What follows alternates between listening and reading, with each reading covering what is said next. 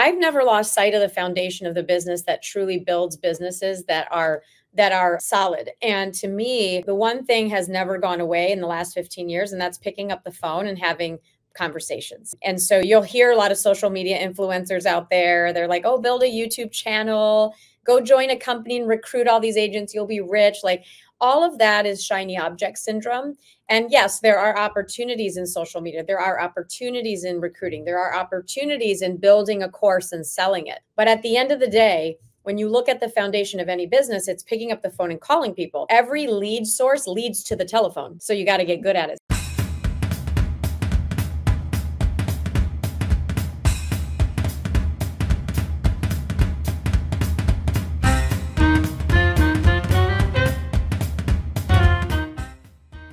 What's going on, everyone? Welcome back to a brand new episode of Vulcan7 Coaches and Mentors, where we bring you some of the best in the industry and they share with you their tips and strategies so that you can implement in your business immediately. We have done so many episodes. We have had so many amazing guests. So if you need to catch up on previous videos and audios, make sure to check out our YouTube channel or listen on any of your favorite streaming platforms. Now, with that being said, I want to welcome today's guest. We're going to talk a lot about things that you need to be doing, especially for next year, so that you can have a successful 2024. So with that being said, I want to welcome Tina Caul. Welcome, Tina. Everybody. Thanks for having me. Yes, for everyone that's watching that maybe is not familiar with you, go ahead and share with us a little bit about yourself. Yeah, so I've been in the real estate industry now for 24 years.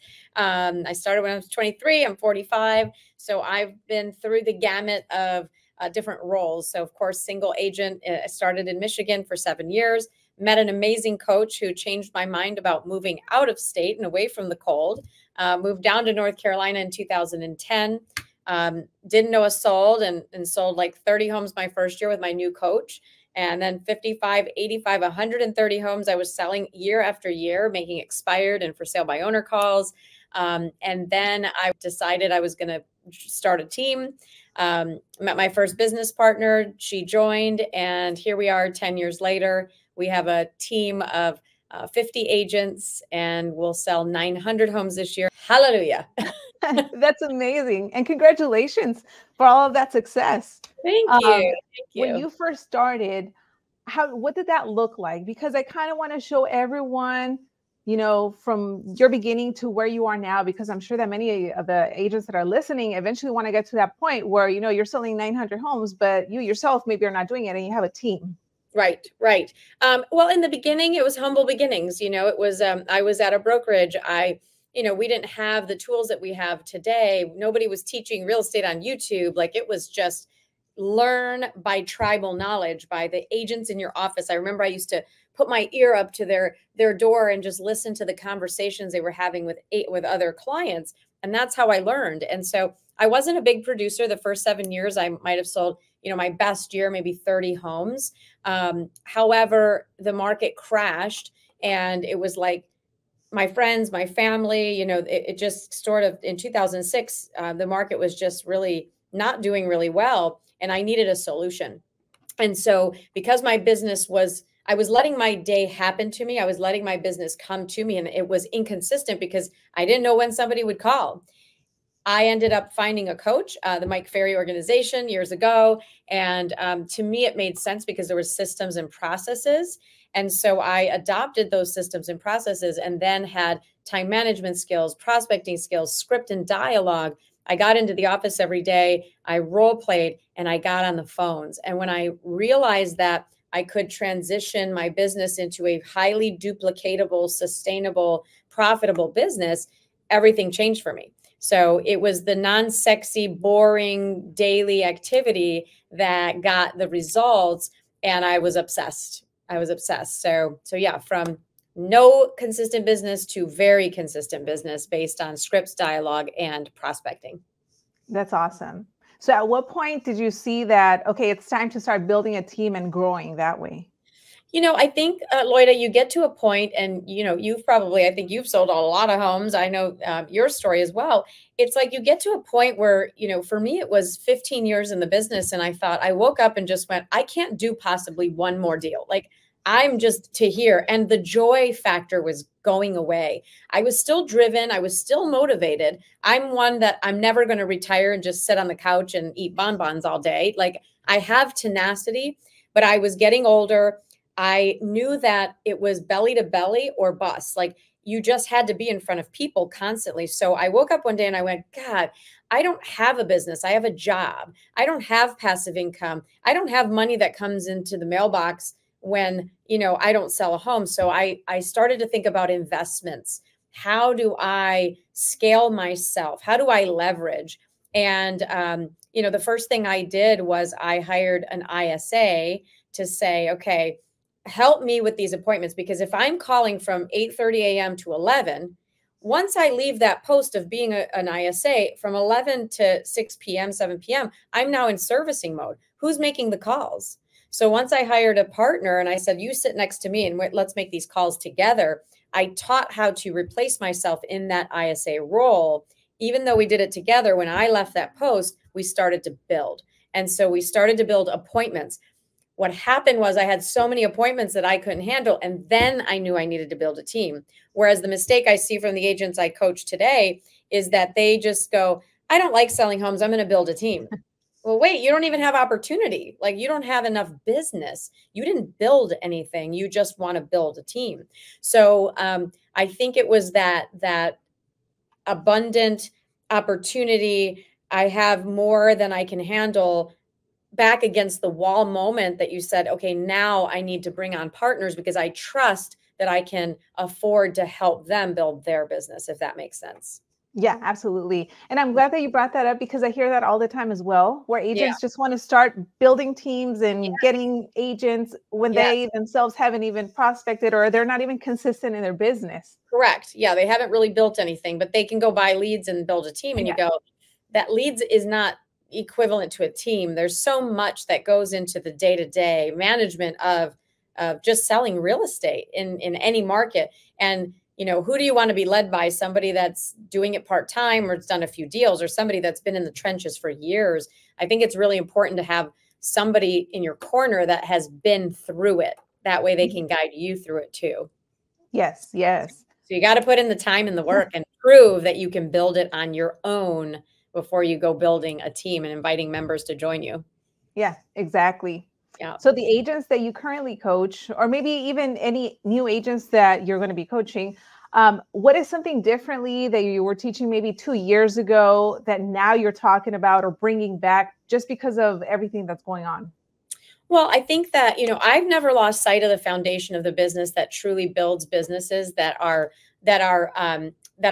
solid. And to me, the one thing has never gone away in the last 15 years, and that's picking up the phone and having conversations. And so, you'll hear a lot of social media influencers out there. They're like, oh, build a YouTube channel, go join a company and recruit all these agents. You'll be rich. Like, all of that is shiny object syndrome. And yes, there are opportunities in social media. There are opportunities in recruiting. There are opportunities in building a course and selling it. But at the end of the day, when you look at the foundation of any business, it's picking up the phone and calling people. Just like if you buy leads, just like if you have a lead that reaches out to you on social media, it's all the same. You have to get your skills and your ability to convert people at a high level of communication over the phone. So, every lead source leads to the telephone. So you got to get good at it. So I do coach them on, if you have phone reluctance, you're not going to make it in the business. You're just not. You're going to find every creative avoidance, shiny object thing. And at the end of the day, you're still going to be led back to the phone. Exactly. Yes. Right? No, Yeah. I'm glad everything that you're mentioning, it makes sense. I understand. And it's great that you're talking about it because I know that agents need to hear this. Yeah. Just like you said, I get a lot of ads myself where they say cold calling is dead. That's something ancient people do. And I'm like, okay, keep thinking that way. But think about it. It's not that they're thinking that way. And this is what I tell my clients. The marketers are smart. They're marketing to your pain point. What does every agent hate? Picking up the phone and making phone calls. So if you have a hate for that and you hear somebody say, you don't have to do it. My God, I will pay you whatever's in my bank account so I don't have to do that dirty deed. But show me the results. I always tell other coach or clients, Go to that coach, show me everybody on their roster and the success results that they're having. Then I might coach with that person. Mm-hmm. Because I don't see the high, I see the one or two shiny, people that they have that did it like them. But the reality is I can't make everybody a YouTube star. Mm-hmm. Yeah. I can't, because your personality is different than your personality than yours. And that's a whole different ballgame. Exactly. Exactly. Yeah. So in terms of your team, I know you mentioned 900 homes, right? That's going to be this year? Yes, this year. So how many agents do you have, or what does your team currently look like? So our team, when you look at the 900 transactions, we have 820 810 pending, and then we have about 80 under contract. I'm sorry, 810 closed, 80 under contract. We have about 45, a rolling 45 to 50 people that contributed to that number. So it's just roughly around 20 units per agent. But obviously, we have top producers on our team that'll sell 60 homes. They're on a team making $400,000, yes, at a 50-50 share of their commission. But they understand leverage. They understand their time. They want it back. So we have a lot of good high producers that net more than team owners. And they're very clear on that. But that's what it consists of. And so we're sort of a team ridge. We're not a brokerage. We're a team. We're not a little team. We function like a brokerage, but we give the services of a team. So it's much more coaching and hands-on services where they don't have to think of anything, not even the gifts that they buy for their clients are done for them.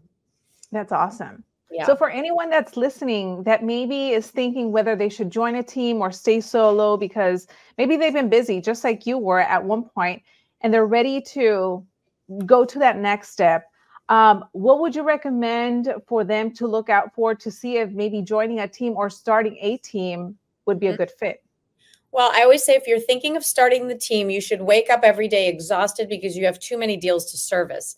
If you are in that point, start a team. If you are just thinking of starting a team because you're just wanting to start a team, you may want to rethink it because, I have $1 million of salaries every year. That happens in over a period of time, but it's a different animal. It's literally, I want to start a brokerage. So when people say I want to start a team, I go, oh, you want to own a brokerage? No. Well, that's what you're about to do because a team is a brokerage. So you're telling me you want to run a brokerage. If you're a single agent, when you look at the MLS and you look at the rosters of most companies, the majority of agents, the top 20% at every company and every area do the majority of the business. So if you're an agent that's doing 2 to 4 deals in a year, which is the average agent, you're probably keeping more of your commission, but you're not in a volume-based environment, meaning you're keeping more of your commission dollars, but you're making less because you don't have volume. When you join a team that's successful, not every team is perfect to join, but if you join a successful team with proven results, now you're in a volume-based business. So yes, you might make a little bit less per transaction, but if I can go and get you to a 30 deal a year producer making 250 grand or 200 grand versus a 4-year deal a year producer making 25 grand or 40 grand, which is the average salary of most real estate agents, which one is better? And so I coach my agents and I tell them when I was a solo agent, I made $7,500 a transaction. I sold 130 homes. I netted about $700,000-$800,000. I did all the work and I was exhausted. And if I got hit by a bus, there goes my business. If I am a team owner and I make $2,200 a transaction, but we'll sell 900 or 1,000 homes, now that 1,000 homes is 2.2 million. Take off expenses, take off net profit might be 1.4, 1.5 million. So even though I'm making less per transaction, I'm in a volume-based business, therefore I made more. And agents don't think like that. They come from scarcity and just look at what's my split. And I would encourage every agent right now that's struggling, go find a great teamerage and join it and get into a volume-based environment so you can support your family better. Exactly. Yeah. If you're listening, you might need to rewind and listen again because you need to take down notes. So with that being said, we have about, let's say 2 weeks left of this year. What do agents need to be doing right now to prepare themselves, let's say for the first, when we know there's going to be hundreds of expireds? Yeah. Number one, if they've never called an expired, they need to practice that script. They need to get going and understand that scripts are just a tool to become comfortable in character. So like if I said, Loida, you're going to be a star in a movie and you're going to be filming next to Tom Cruise and you're starting January 1st and here's the scene. And Loida decides she's not going to learn the script and she shows up with Tom and he's speaking the lines and she's like winging it. Tom's going to get pissed and fire her. They're going to go, this lady, we can't put her with Tom. She didn't learn her script. So Loida would have to learn the script, get into character, feel like that top producing agent. You've got to learn what to say. Then you become the character where she could go off the cuff and go off script because she knows that she's in a scene with Tom where this and this has to happen. And here's the reason why. And she might change a line or two, but at the end of the day, she's delivering the same message. And that's where agents, they feel uncomfortable in the beginning learning scripts. They go, I don't want to do it. Well, yeah, because you're just learning how to ride a bike. But eventually, I know my expired script. I know my listing presentation. I haven't done a listing presentation in 3 years, but I know what it sounds like because it's part of me. So I would say get ready. I would also say happy new day. Everyone goes, oh, I'm waiting till the new year. Happy New Year. Happy New Year. My New Year's resolution, my New Year's goals. Every day is a new day. So happy new day is start now. Take action. If you've got a business plan and it looks like, this with all the numbers and it's next 12 months, this is what I'm going to do. This gets old because it's so far ahead of you. I want to know your intention for today. And if you say, I need to make 15 conversations a day, that is the only thing that I'm worried about. At the end of the day, as a coach, I'd be like, did you talk to 15 people? If you didn't, this doesn't matter. It doesn't matter. You're never going to achieve this. So really focus on their daily intention, the boring, unsexy part of the business, and they will be, literally, they could become millionaires. How about in January? What would be some of the things to make sure you focus on? Well, it depends on everyone's business. I mean, my business, if I were a solo agent, it would be how many conversations do I need to have to get to a contract, to an appointment? It's literally just building that database. It would be for me, I think every agent needs to get on video. They have to do a little bit of video in the new world that we live in, but not be distracted by it. Just do a little bit of it. And then I would say really understand, like, how do I get in front of customers and build relationships? And so I would plan 4 events per year. We just had a photos with Santa. We had 360 past clients come to that. How do you get in front of these people belly to belly? And what I find with a lot of real estate agents, they make good money, the good ones, but they don't spend that money to hire the right people to execute these things. And they say, that would be nice, but I didn't get it done. Well, then hire the people. So it's hard for me to say exactly what to do without knowing people's business, but there better be conversations happening every day. And I think that's a universal thing that everyone needs to, they need to get Vulcan7 and they need to get on the phones. Yes, absolutely. Yes.